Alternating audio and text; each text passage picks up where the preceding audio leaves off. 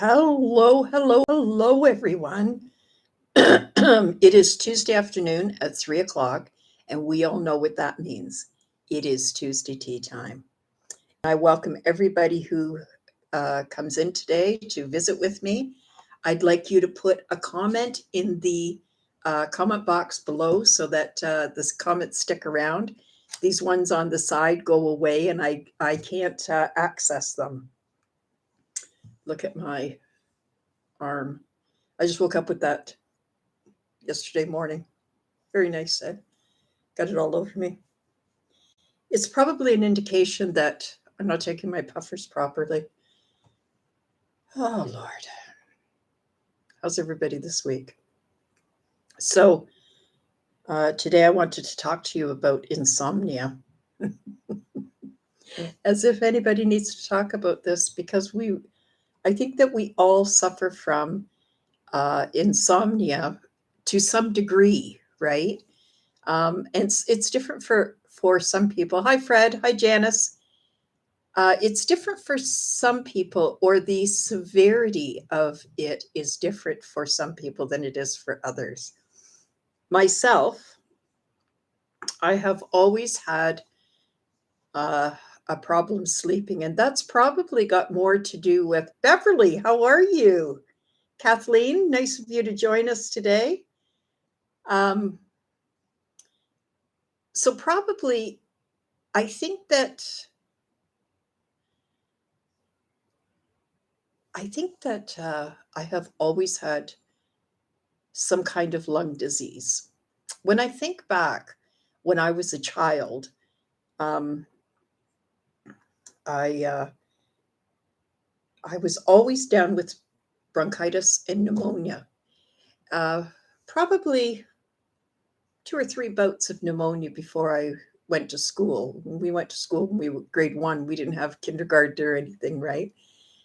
And I can remember being very sickly as a child.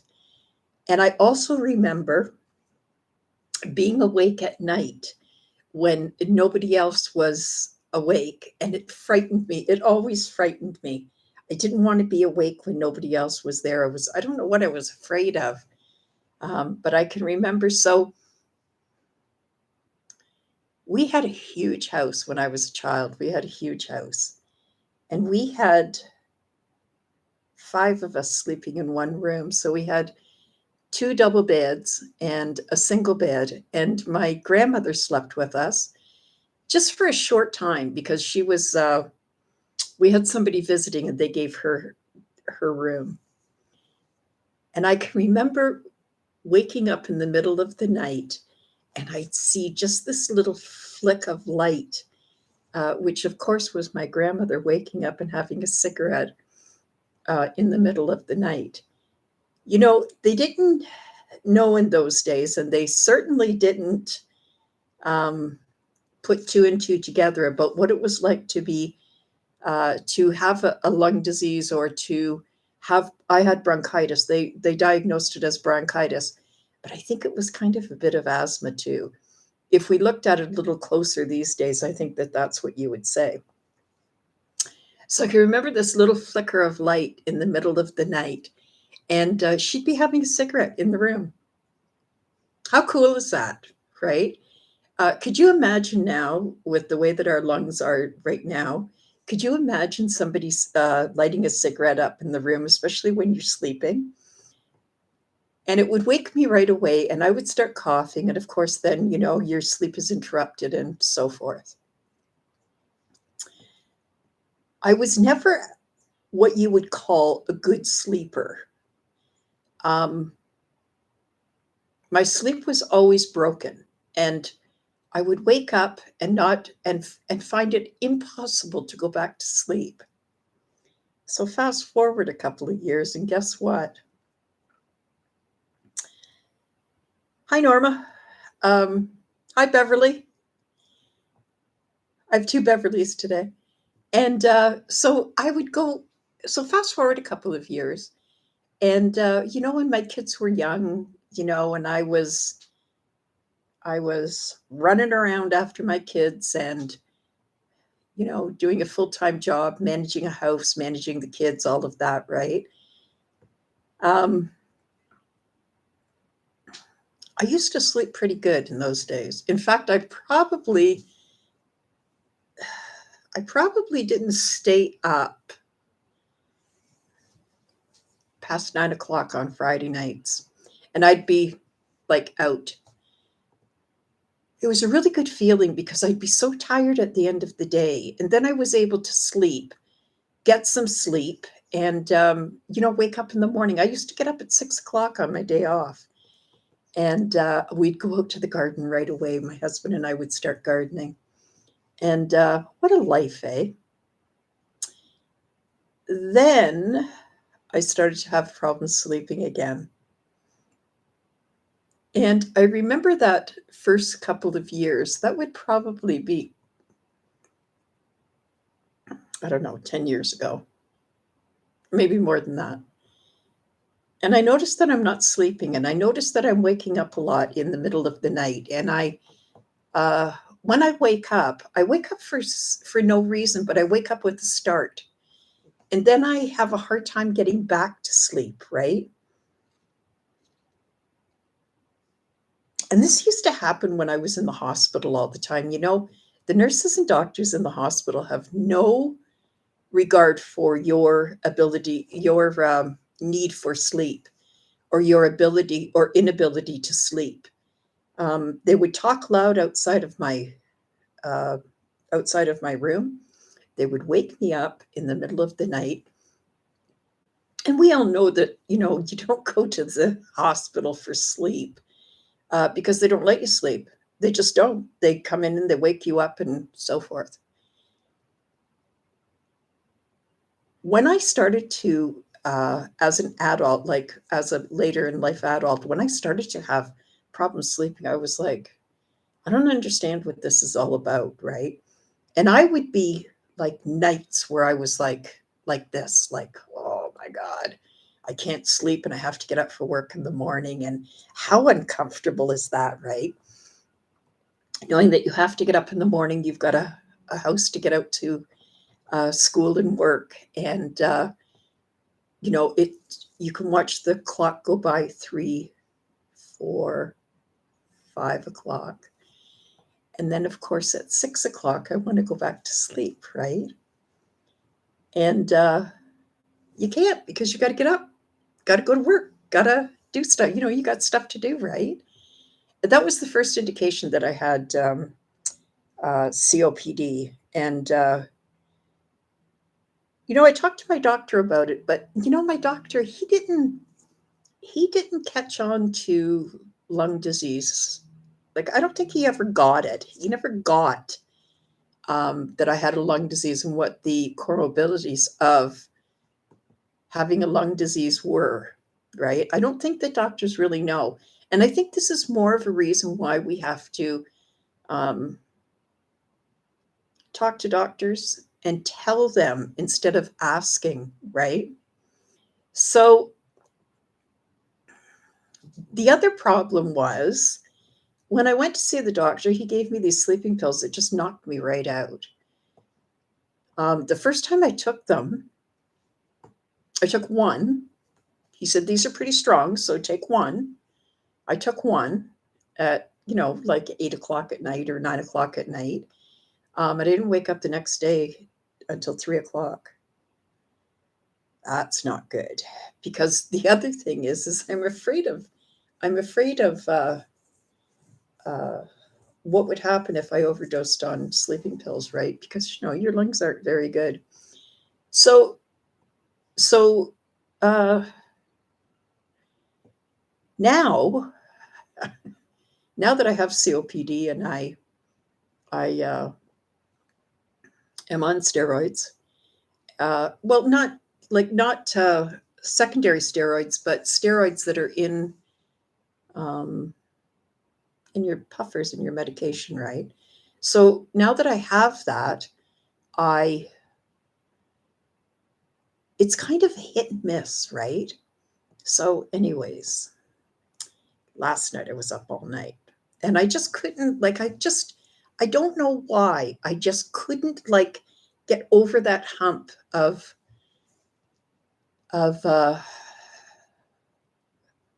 kind of giving into sleep. It's like I was, it's like I was pushing it, like I was going, no, I don't want to sleep, but I did want to sleep.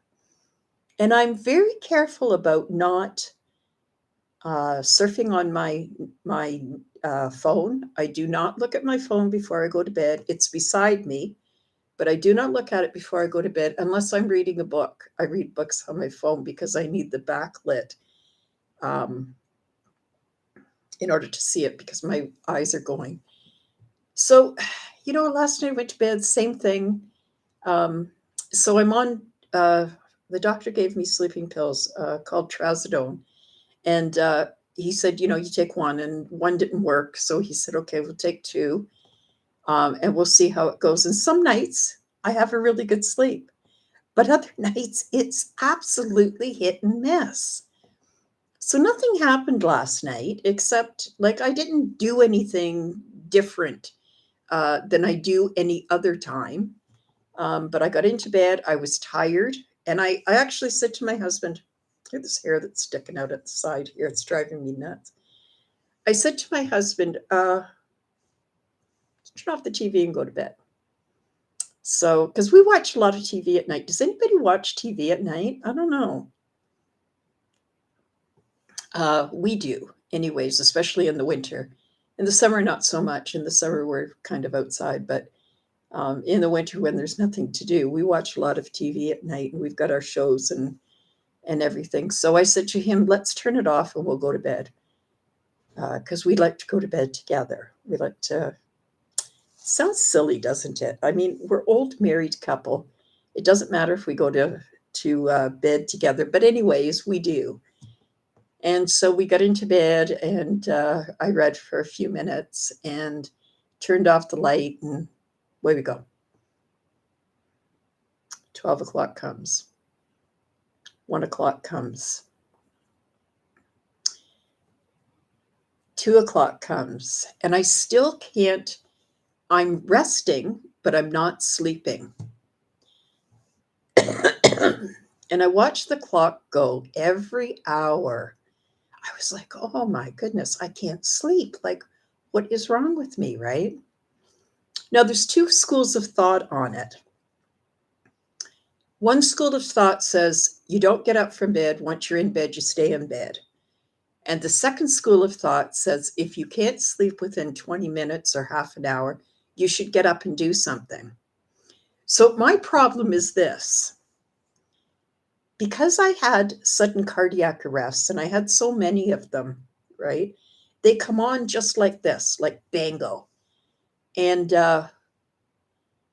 usually happens at night, although not always. Um, I'm afraid of being awake at night by myself. And I don't want to be roaming around the house by myself when my husband's asleep, right? Because I don't know if he would hear me if something happened. So I'm absolutely paranoid. So anyways, I stay in bed. Some of the steps that I take to go to sleep, I exercise later in the day, like not early in the morning, but later in the afternoon, around supper time, that kind of time. My husband makes supper, so while he's doing that, I'm, exercising on my little treadmill there, my little peddler. So I exercise. I keep active. Um, no caffeine after, like in the morning, caffeine. That's it. I have 2 cups of coffee a day, and no caffeine after that. No, I don't drink pop or anything. All I drink is water after that. So a couple of nights, I seem to get a good sleep. And then all of a sudden, the trazodone doesn't seem to be working. I don't know. Does that happen to anybody? Like,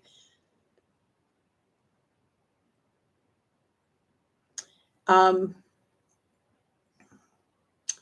so I've talked about this many times before about not being able to sleep. Like it is the worst thing. And all over the internet, every time I look up an article or go to Google Scholar and I say COPD and sleep deprivation, um,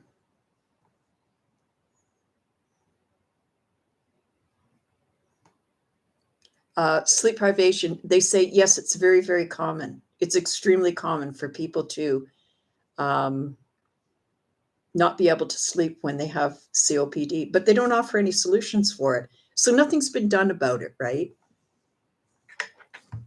I talked to my doctor about it a little while ago, and he said, he gave me the trazodone. Oh, my pulmonary doctor won't deal with it. He won't deal with sleep problems. Now, I don't understand why he won't deal with it, because it is an issue with COPD. So I don't understand why he's not uh, dealing with it. I don't get it. But I kind of think that there must be another way. There must be something that we are missing, because I don't think I'm the only one who is unable to sleep at night. I use a weighted blanket, which I absolutely love. If you don't have a weighted blanket, I don't know how. Now, the one that I've got now is 25 pounds, and it's a little more than what I need. I think 20 pounds was the one. 20 pounds was the one that I had before this one. And then I just got a new one. And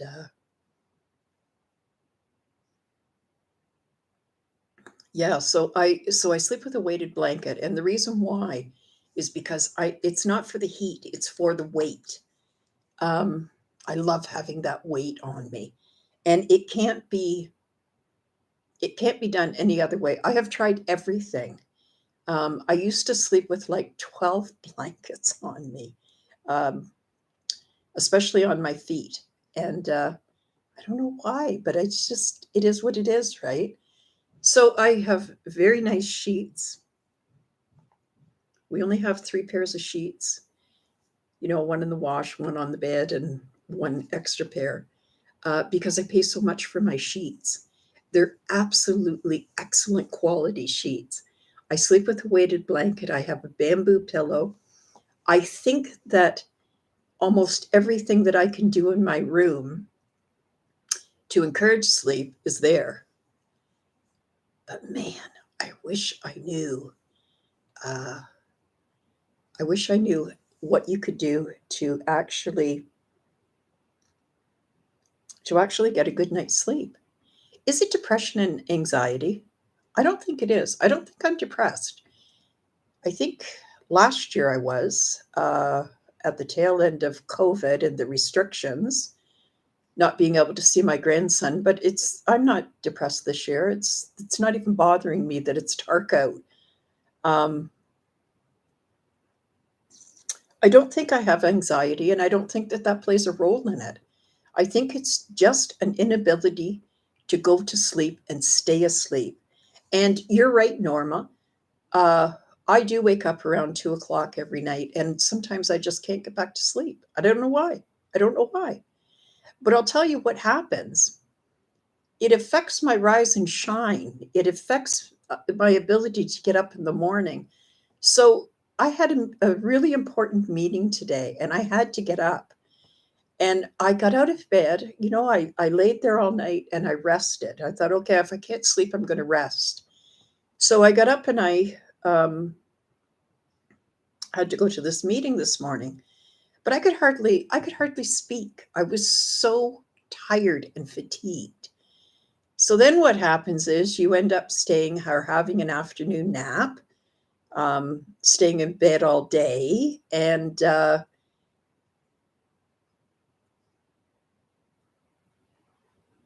yeah, you're right, Kathleen. Kathleen says, is there anything in particular that relaxes you? Worrying about not being able to sleep is an anxiety itself. True that. Thank you, Kathleen. Um, and I think that I do I think that I do worry about whether or not I'm going to be able to sleep. I think it's a normal thing that's in the back of my head all the time that I'm thinking about. Am I going to be able to sleep tonight? And what do I have tomorrow to get up to? What do I have to get up to? What time do I have to get up? Where do I have to be? What do I have to do? Uh, and it's very, very hard when you have appointments in the morning, right? I hate having appointments in the morning because it just stresses me out so much about whether I'm going to be able to get there or not. So I try to avoid them as much as possible. So yeah, you might be right about that, Kathleen. It might be that I am worried myself, but I also wonder about the drugs that we take, like the puffers and the, you know, I'm on diuretics, quite a bit of diuretics, and for heart failure, and puffers for COPD. Those puffers have uh, steroids in them, right? Now, I take mine at 5 o'clock. I take my second dose in the day at 5 o'clock.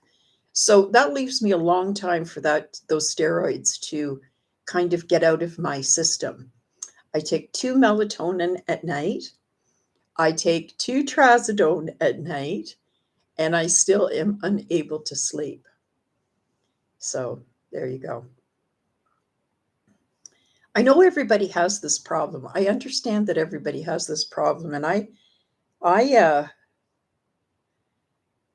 I have, like I said, I've had this problem all my life. I've been a poor sleeper all my life.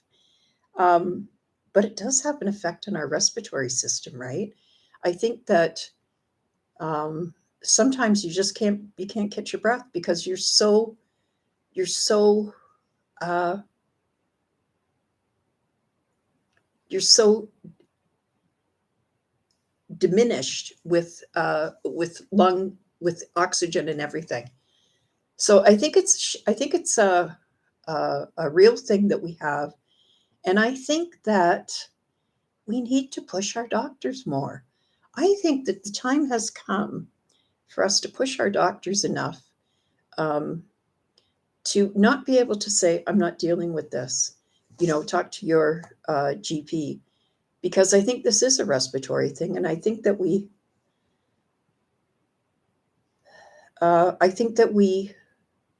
deserve better than this. I don't understand why it is such a common problem for people with COPD and nobody's doing anything about it. Isn't it typical of lung disease and the prejudice that it carries, right? Well, since insomnia is one of the most common complaints of COPD, with sleep apnea and high concentrations of CO2, which is carbon dioxide, which slowly poisons us, right? Now I'm on a BiPAP, so I shouldn't have any problems with the sleeping or anything like that. But it is one of our common complaints. And I think everybody has some level of insomnia from time to time. Leave your comments below and tell me what you do for insomnia. Um, there has to be a better way. This is Barbara Moore for Catch Your Breath 60, and I appreciate everybody who has popped in today. Thank you.